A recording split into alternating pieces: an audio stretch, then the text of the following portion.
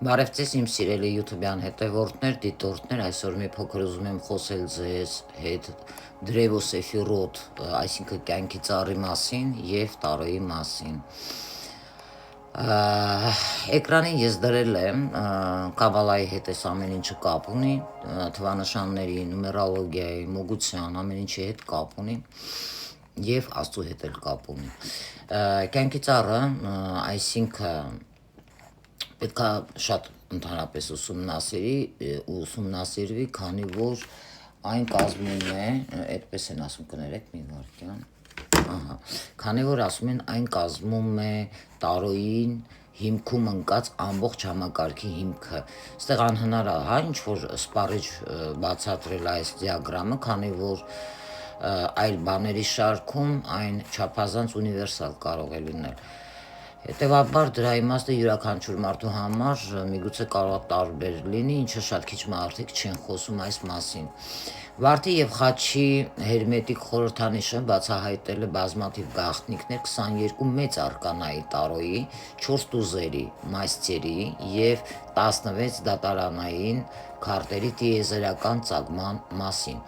Այնուամենայնիվ, այստեղ այն երբեք չի կարողացել համապատասխանել այն հարցին, թե ինչու է յուրահատուկ մայստ քարտ պարունակում 9 թվային քարտ կամ 10 հաշվի առնելով տուզը։ Ընդհանրապես թվային քարտերի գաղտնիքները թափանցելու համար մենք նախ պետք է ուսումնասիրենք մեկ այլ, կաբալիստական դիագրամ, դա կոչվում է կյանքի ծառը, Էց Խային։ Դիագրամը, որը հենց կոչվում է, կյանքի ծառ, Դրևոսեֆիրոտ, թերևս ամենահայտնի եւ ճանաչելի կաբալիստական պատկերներից մեկն է, դուք այստեղ տեսնում եք, ես նկարները դրել եմ։ Առաջին անգամ հրապարակվել է դա 1650, ինչքան հիշում եմ, 2 թվականին, Աթանասիոս Գրիխերի, այսինքն Էդիպոս Եգիպտոս, ստեղծագործությունում, եւ պետք է այստեղ խոստովանեմ, որ դրա ստեղծագործողները հաջողությամբ կաբալիստական գիտելիքի մեծ մասը սեղմել են շատ կոմպակտ նկարների մեջ, Այստեղ նախ եւ առաջ նկարը կարող է ծառայել որպես բոլոր ժամանակների ամենաազդեցիկ կաբալիստական տրակտատի, այսինքն Սեֆեր Եզերա, ստեղծագործության գիրք է ինքը կոչվում, առաջին պարբերության նկարագրում։ Լսած կլինեք բառեր Եհովան, զորքերի Տերը, առաջից որ խոսում են, կենթանի Աստվածը, ամենաողորմածը, ամենակարողը, հավերժականը, բարձրյալը, արարիչը, ամենափառավորը, կարեկիցը, չգիտեմ, տարբեր բաներ են ասում, կենթանի Աստվածը, տիեզերքի Աստվածը, ամենասուրբը եւ այլն։ Այստեղ տիեզերքը 3 սեֆիրամների մասին է խոսում, իմաստության 32 թաքնված ուղիներով, առաջինը դա Սֆորնա, երկրորդը Սիպուրը եւ երրորդը Սաֆերը, որոնք հենց մեկն են նրա մեջ։ Այսինքն սրանք կազմում են գոյություն չունեցող 10 եւ 22 հիմնարար տառերը, 22 տառերը, որոնք նրանք բաժանել են 3 մասի, այսինքն 3 մայրեր, հիմնական տառերի հիմնարար տառերը, 7 կրկնակի տառեր եւ 12 պարզ տառեր։ Նկարները ես դրել եմ, կարող եք դիտել կյանքի ծառի։ Այստեղ քեթերը, առաջինը դա թագն է, Պլուտոնը, չոկման իմաստության հետ կապ ունի, դա Նեպտուն մոլորակն է, երրորդը դա Բինան է, կապ ունի հասկացողության հետ, Սատուրն մոլորակի հետ, 4-ը Չեսեդն է, այսինքն ողորմություն է նշանակում Յուպիտերը, 5-ը դա Գեբուրան է, ուժը Մարսն է, Թիֆերետ դա գեղեցկության հետ կապ ունի եւ արև, 7-ը դա Նեցախն է, խոսում է հաղթանակի մասին, Վեներան, հոդը դա հիանալիություն, այդպես են ասում, Մերկուրին է, եսոդը հիմնադրամը, Լուսինը եւ Մալքութ, լսած կլինեք, թագավորության մասին է երկրի։ Նախորդ ժամանակ ես ձեզ ասել եմ, հա, իմ եթերներից մեկում իմաստության հետ կապված 32 թաքնված ուղիների մասին, որտեղ այստեղ ներառվում են 22 տառ հիմնական արկանները հոգևոր, որոնք բաժանված են եղել 3 խմբի, 3, 7 եւ 12 տառերի։ Հիմա մենք պետք է ինչ-որ բան սովորենք 10 ոչնչի մասին, հա։ Որպես ուրեմն երկոտանի եւ երկձեռք 10 մատ ունեցողներ, մենք միշտ ողջամիտ հարգանք ենք հա տարածել 4 եւ 10 թվերի նկատմամբ։ Եվ այստեղի թիվս այլ բաների մեր ձեռքերն ու մատները ծառայել են որպես 5 կաբալիստական գիտելիքների մեծ մասի աղբյուր, հա, որը հետագայում հիմք է հանդիսացել տարոյի քարտերի համակարգի համար, որպեսի չձանձրացնեմ ձեզ այս թեմայի շուրջ քննարկումները կսահմանափակվեմ ընդամենը մի քանի փաստերով։ Ընդհանրապես եբրայական այբուբենի 10-րդ տառը կոչվում է 7, որը հենց եբրայերենից երբ թարգմանում ենք նշանակում է ձեռք։ Հակառակ բթամատը, որը գործում է մյուս 4 մատների հետ ներդաշնակ, հա, մարդկանց եւ կենդանիների միջև ամենակարևոր տարբերություններից մեկն է սա, որի շնորհիվ մենք ստացել ենք միջավայրը ստեղծելու եւ ենթարկվելու ունակությունը։ Ավանդույթը ասում է, որ մենք ստեղծված ենք Աստծո պատկերով, հա, այլ կերպ ասած, մեր ստեղծագործական Աստծո աջ ձեռքը մեկ աստվածության հոգի է, դա տուզն է։ Ես այդ մասին խոսել եմ, բոլորդ գիտեք, այսինքն արդյունքն է, որը դրսևորվում է 4 ձևով, 7, այսինքն 4 կաբալիստական աշխարհներ, հե, վավ, հե, այդպես են ասում, հոգու 4 մասեր, 4 տարեր, տարոյի 4 երանգներ, 4 խաղաքարտեր, 4-ը եւ 10 թվերը այստեղ անբաժանելիորեն կարող ենք ասել, որ կապված են եւ փոխադարձաբար կարող են սահմանվել պարզ թվաբանական արտահայտությամբ, հա, այսինքն 10-ը հավասար կարող է լինել 1-ին գումարած 2, գումարած 3, գումարած 4-ին։ Կյանքի ծառը ընդհանրապես դիագրամ է, որը սխեմատիկորեն պատկերում է 10 ճառագայթումների եւ 22 ուղիները, որոնց վրա, եթե մենք տեսնում ենք նկարը, հիմնված են էներգիայի եւ գիտակցության համընդհանուր սկզբունքները, ուշադիր որ նայեք, որոշ առումով այս դիագրամը այստեղ բացարձակապես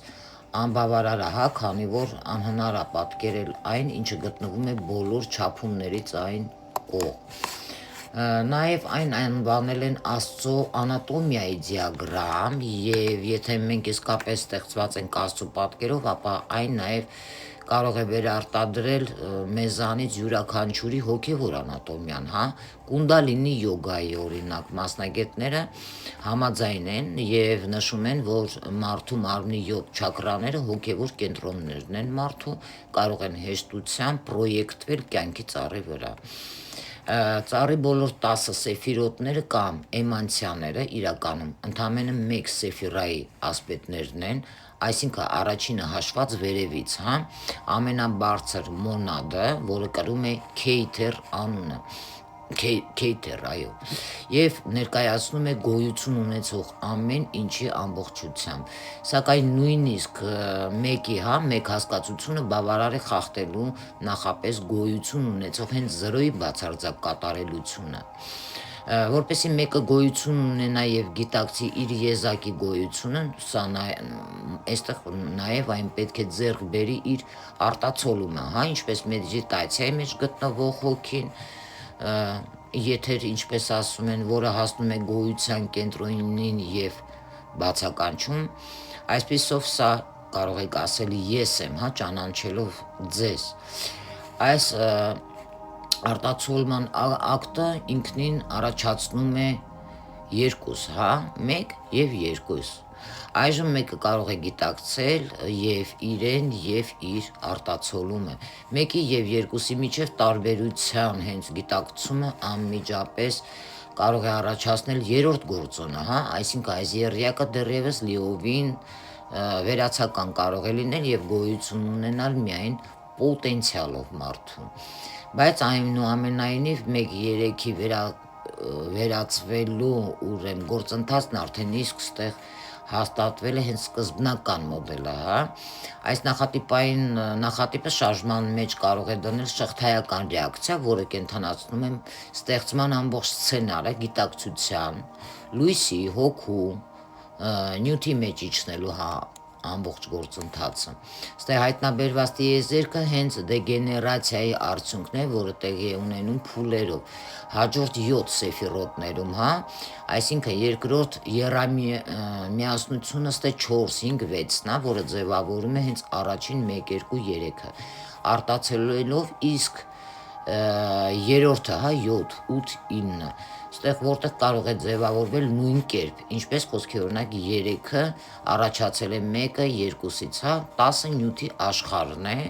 ամենաներքևն է, որը ներքևից կցված է հենց կյանքի ծառին, ինչպես ամբողջ ստեղծված տիեզերքի հավելվածը։ Սա 10-ը ոչնչությունից է, այսինքն ստեղ 0 ունենք մենք, սա է հենց արարչագործության հիմնարար մոդելը, որը հենց եկող տարի թվագիտությամբ ես կանխատեսել եմ 1-ը եւ 0-ն ինչ կարող է բերել մեր երկրին եւ ամբողջ աշխարհին։ Ստեղ տեսականորեն յուրաքանչյուր հնարավոր գաղափար, յուրաքանչյուր որակ, հա, սկզբունք, ասպեկտ կամ միտում գտնվում է կյանքի ծառի 10 տուփերից մեկում, ստեղ այսինքն սեֆիրոտում, սակայն մեկ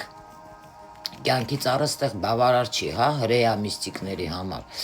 այդպես են ասում, Աստված մեկն է, սակայն Աստծո անունը, որի միջոցով նա կարող է դրսևորի, բաղկացած է 4 տարրերից, 7, հե, վավ, հե, ընդհանրապես, ինչպես ասում են Եհովա։ Հետևաբար հին կաբալիստների համար ավելի հեշտ է խորհրդածել մեկի հատկությունների մասին, դրանք 4 մասի բաժանելով, հետևաբար այստեղ գործնական, հա, նպատակներով եւ հատկապես տարոյի հետ աշխատելու համար։ Մենք կզբաղվենք խոսքի կյանքի 4 ծառերով, որոնք համապատասխանում են անվան 4 տարրերին մարդու, 4 կաբալիստական աշխարհներին, հոգու 4 մասերին, 4 տարրերին եւ տարոյի 4 երանգներին։ Բոլոր հենց 4 ծառերի վրա գտնվող սեֆիրոտների անունները նույնն են։ Քեյթերի թագը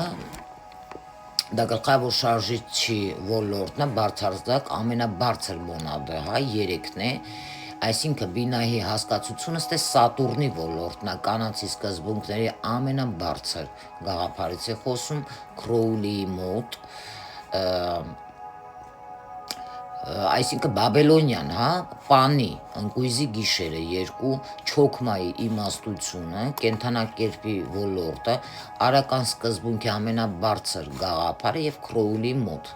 նա է ստեղծել այս համակարգը, բոլոր ուրեմն հայրերի քաոս գազան հադիդ։ Անդուրջը դա եւ կեղծ սեֆիրադատն է, հա, 5-ը Գեբուրան, որոնք նաև ինչու՞ չէ քաոսի մասին կարող է խոսել։ Ստեղ ուժից է խոսում, Մարսի ոլորտն է,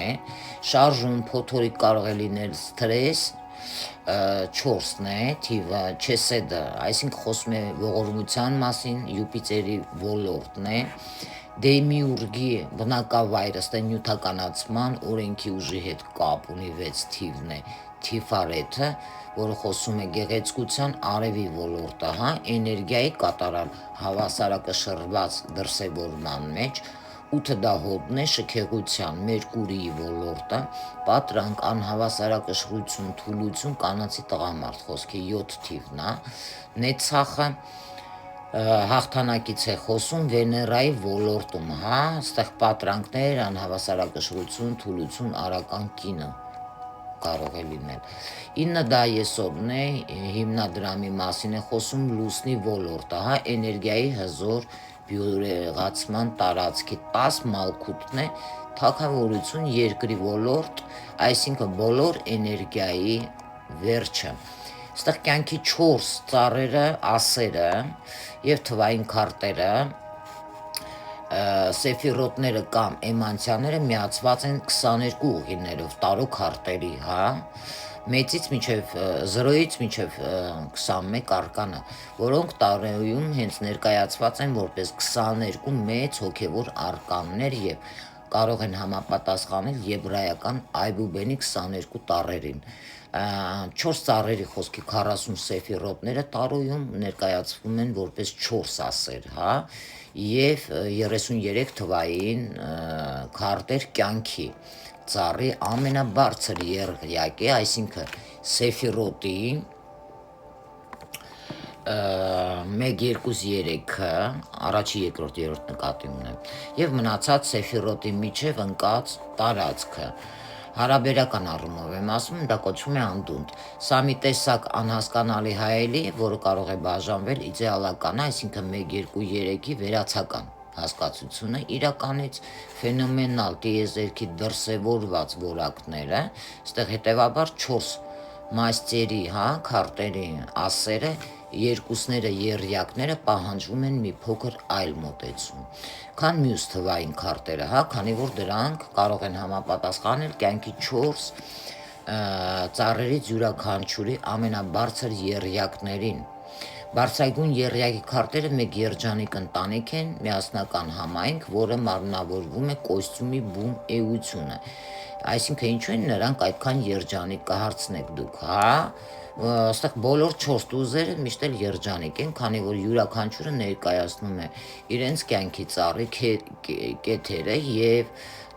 իրենց տարերքի արմատը։ Բոլոր երկվորյակներն ու եռյակները երջանիկ են, քանի որ իրենք համապատասխան են տուզերի հետ միասին, հա,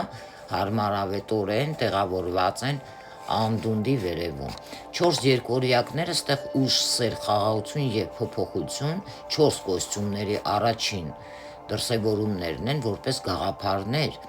Նրանք չափազանց երջանիկ են պարզապես գոյություն ունենալով որպես իրենց համապատասխան տուզերի դրսևորումների հետ, հա, իսկ 4 եռյակները դա առաքինություն, առատություն, տխրություն եւ աշխատանքն է։ Առաջացման ավտոմատ կերպով, հա, հենց որ մեկը արտացոլվում եւ դառնում է երկվորյակ։ Իսկ եռյակները անհրաժեշտ են երկվորյակները կայունացնելու եւ այն արգանդը ձևավորելու համար, որի մեջ կարող են հասունանալ մնացած թվային քարտերը, շատ աբստրակտ է, երևի հասկանում եք արդեն։ Ստեղ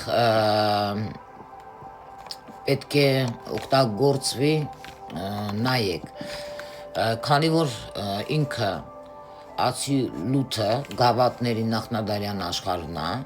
բրիահը գավաթների նախնադարյան աշխարհն է։ Ստեղ եզիրահը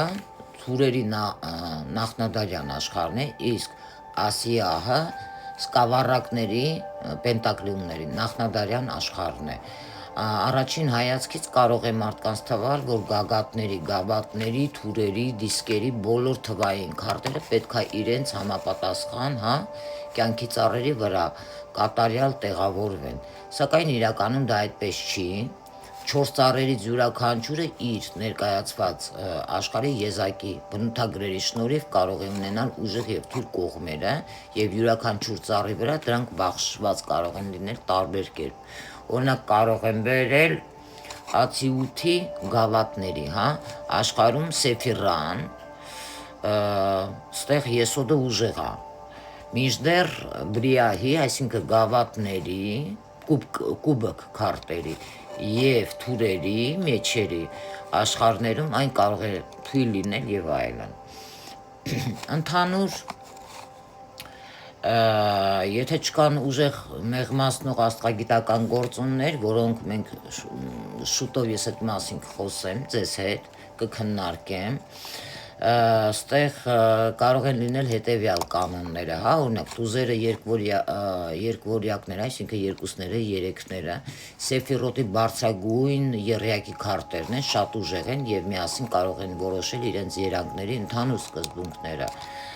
Քառյակները, 4-երը, որպես անդունդից ներքև երանգների առաջին դրսևորումը կարող է լինել,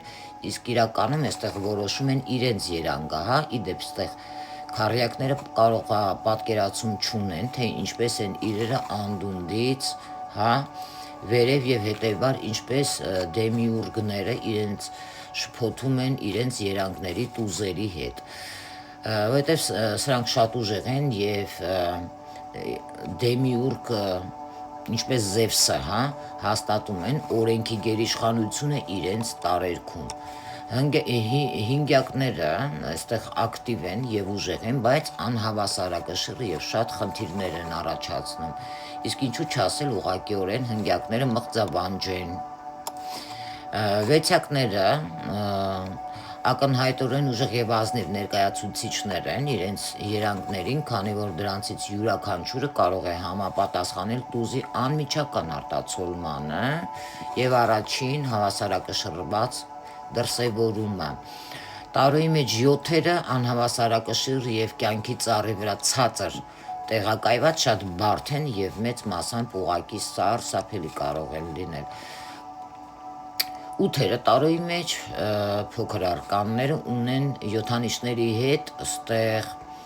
ընդհատություններ, նրանք նաև անհավասարակշռ են եւ կարող են գտնվել ծառի ներքևում, հա, սակայն այստեղ 8-երը արդեն այնքան ցածր կարող են ընկնել, որ դրանց մեջ մաշկի երանգի սկզբնական էներգիան արդեն կարող է սկսի սպառվել, հա, ուստի այստեղ մոլորակային եւ կենթանակերպի